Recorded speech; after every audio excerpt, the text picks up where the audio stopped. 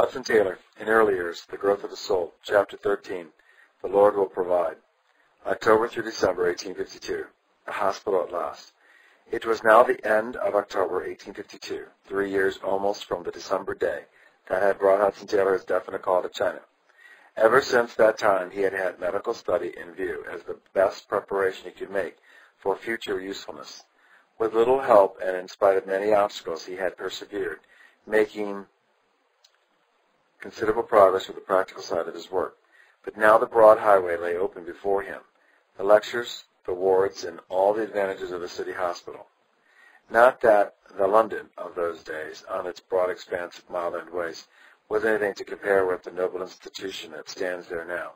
Still, it could accommodate even then from 300 to 400 inpatients, and its students had the benefit of an unusually large practice among the teeming population of the East End.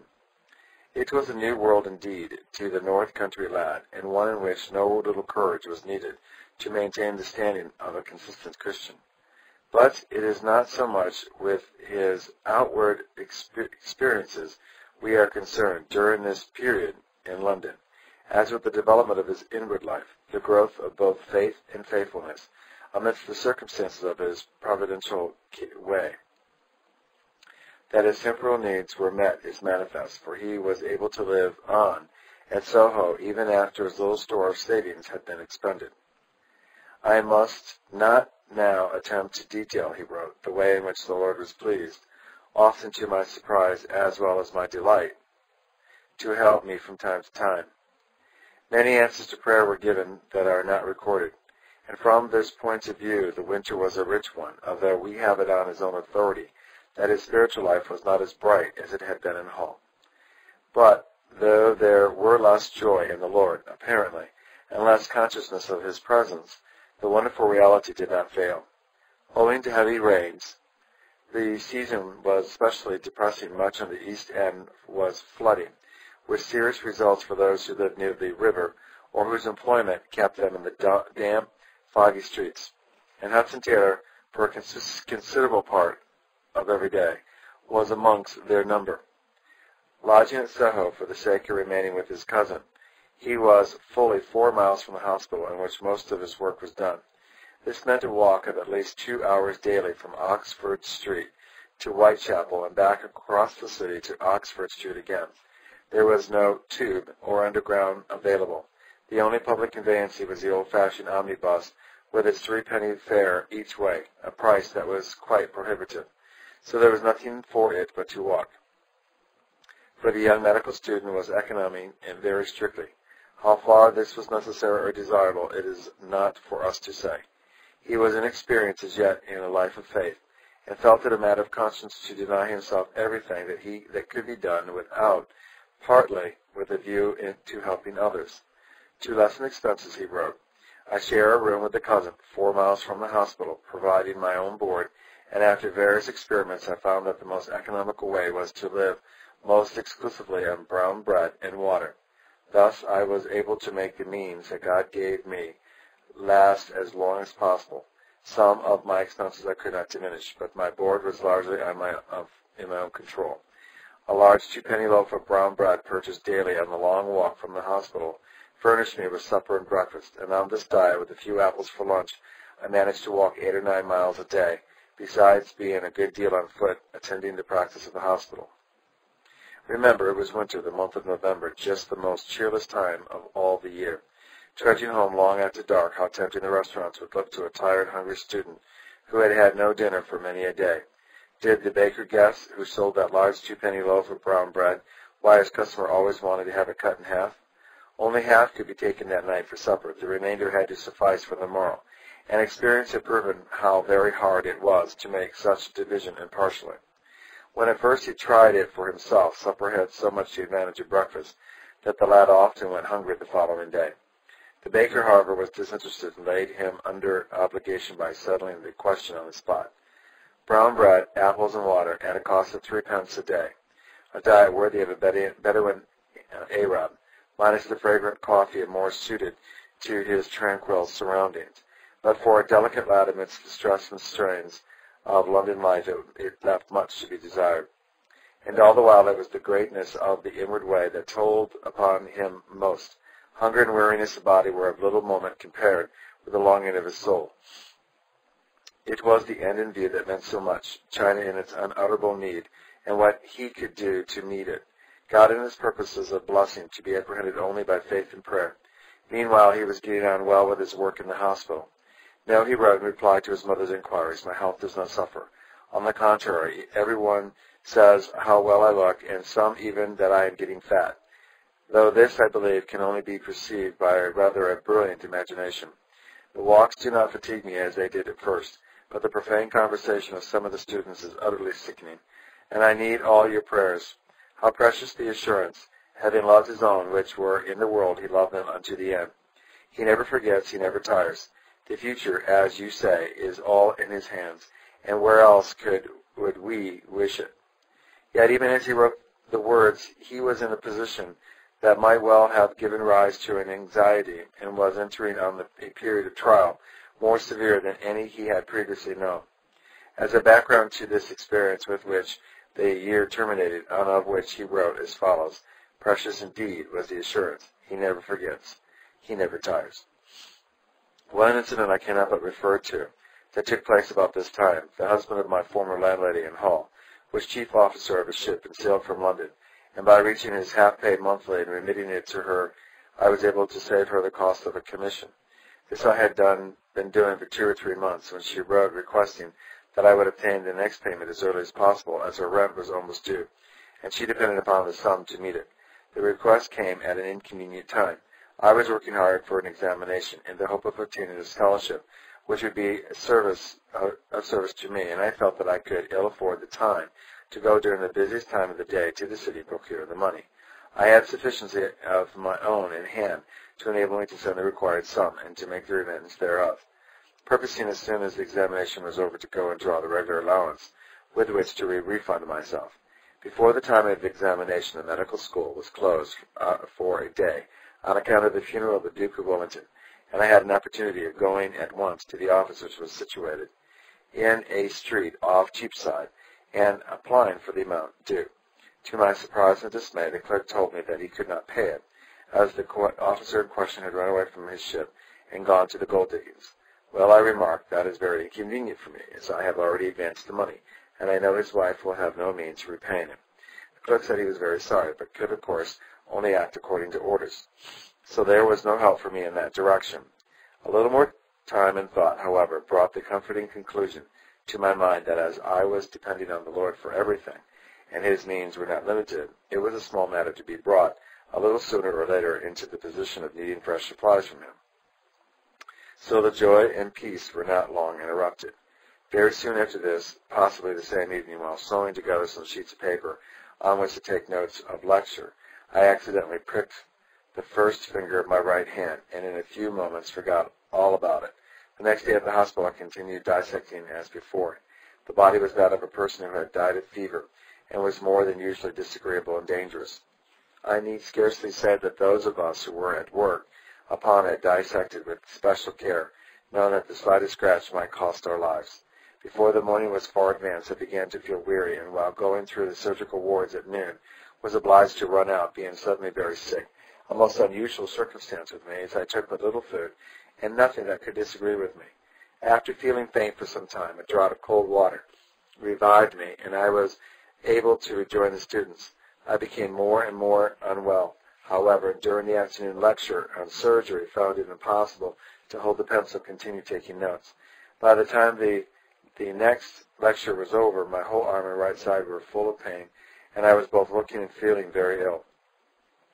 Finding that I could not resume work, I went into the dissecting room to bind up the portion I was engaged upon and put away my apparatus, and said to the demonstrator, who was a skilled surgeon, I cannot think what has come over me, describing the symptoms.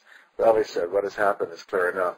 You must have cut yourself on dissecting, and you know that this is a case of malignant fever. I assured him that I had been most careful, and was quite certain that I had not cut or scratched. Well, he replied, you certainly must have one. And he closely scrutinized my hand to find it, but in vain.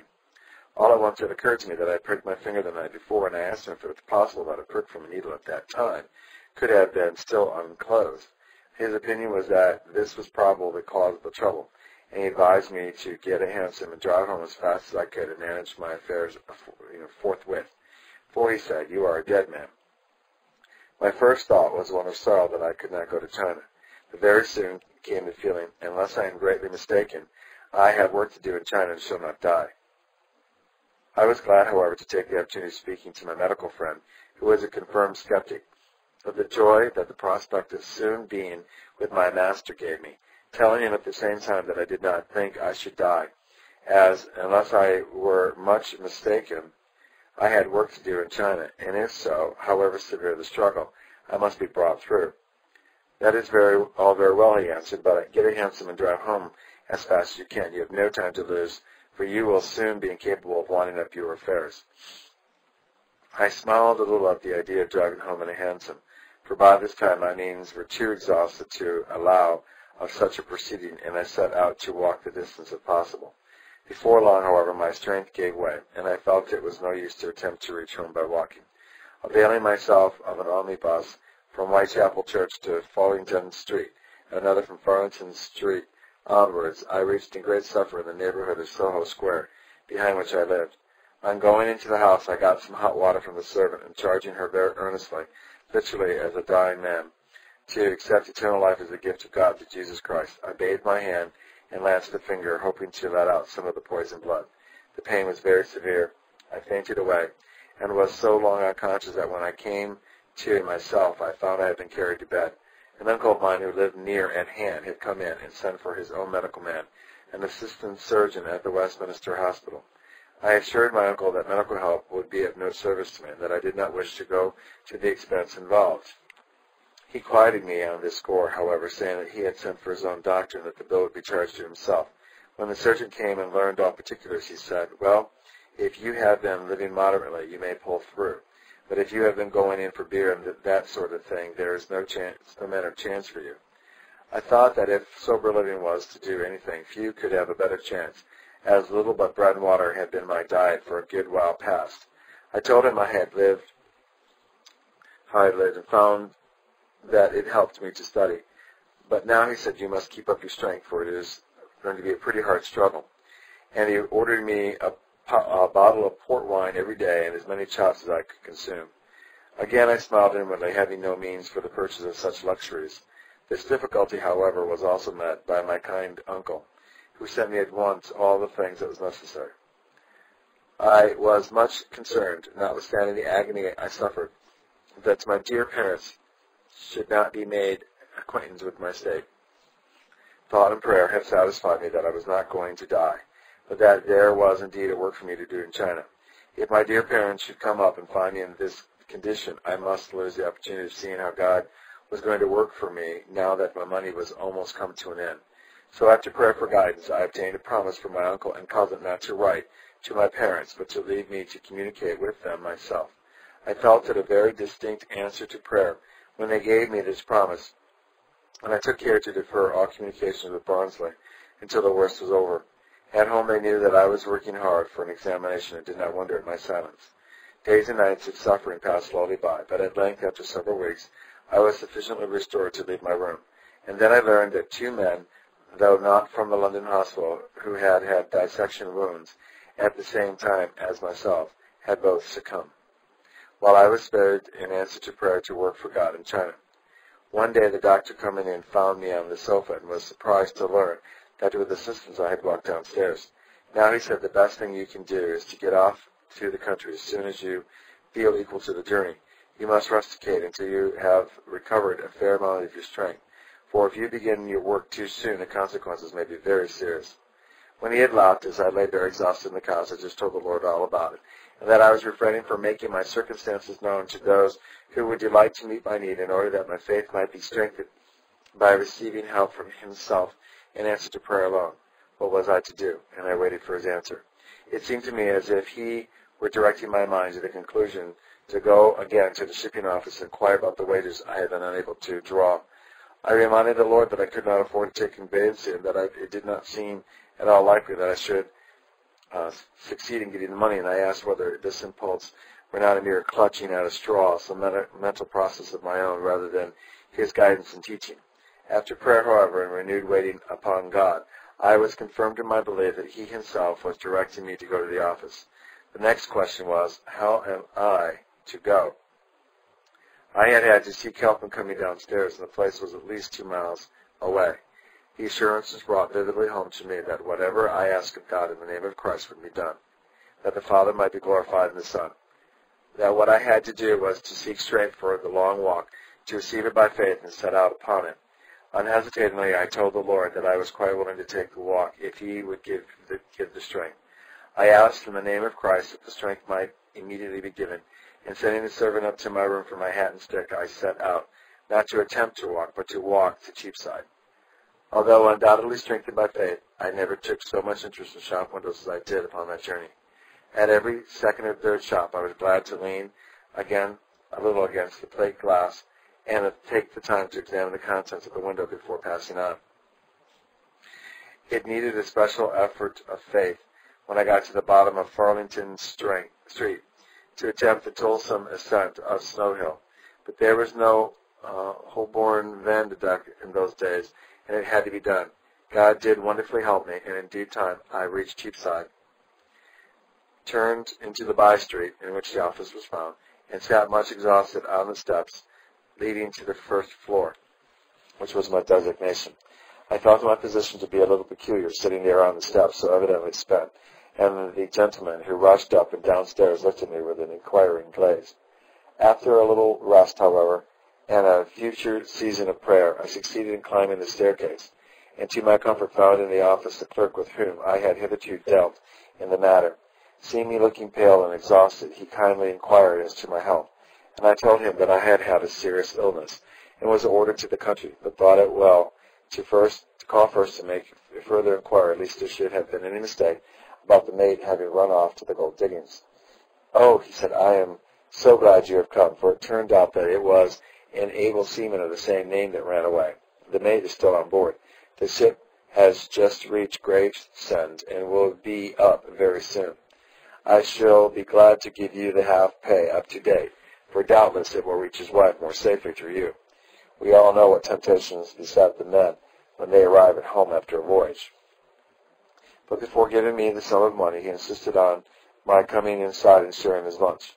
I thought it was the Lord indeed who was providing for me, and accepted his offer with thankfulness.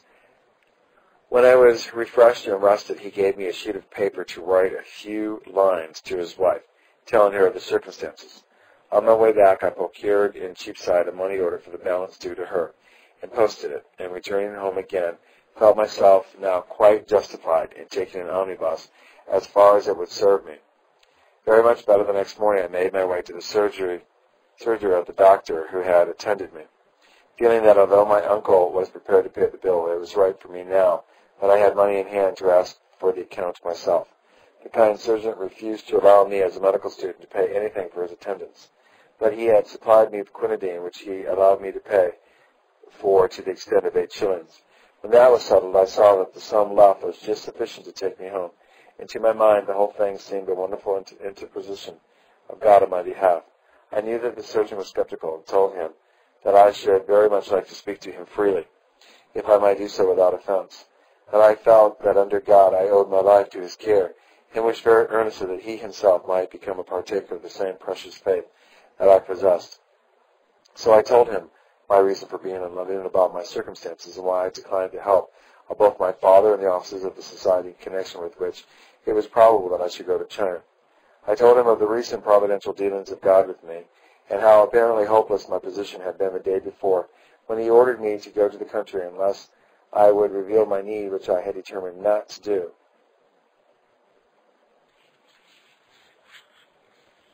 I described to him the mental exercises I had gone through, but when I added that I actually got up from the sofa and walked to Cheapside, he looked at me incredulously and said, "Impossible.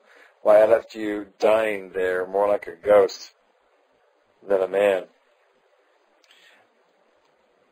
I had to assure him again and again that, strengthened by faith, the walk had really been taken. I told him also what money was left to me and what payments there had to be made and showed him that just sufficient to remain to take me home to Yorkshire, providing for needful refreshment on the way and the omnibus journey at the end. My kind friend was completely broken down and said with tears in his eyes, "I would give all the world for a faith like yours." I, on the other hand, had the joy of telling him that it was to be obtained without money and without price. We never met again. When I came back to town, restored to health and strength, I found that he had had a stroke and left for the country, and I subsequently learned that he never rallied. I was able to gain no information as to his state of mind when taken away, but I have always felt very thankful that I had the opportunity and embraced it of bearing the testimony of God. I cannot but entertain the hope that the Master himself was speaking to him through his dealings with me, and that I shall meet him again in a better land. It would be no small joy to be welcomed by him when my own service is over. The next day found me in my dear parents' home. My joy in the Lord's help and deliverance was so great that I was unable to keep it to myself, and before my return to London, my dear mother knew the secret of my life before the time passed. I need scarcely say that when I went up again to town, I was not allowed to live, as indeed I was not fit to live, on the same economical lines as before my illness. I needed more now, and the Lord did provide.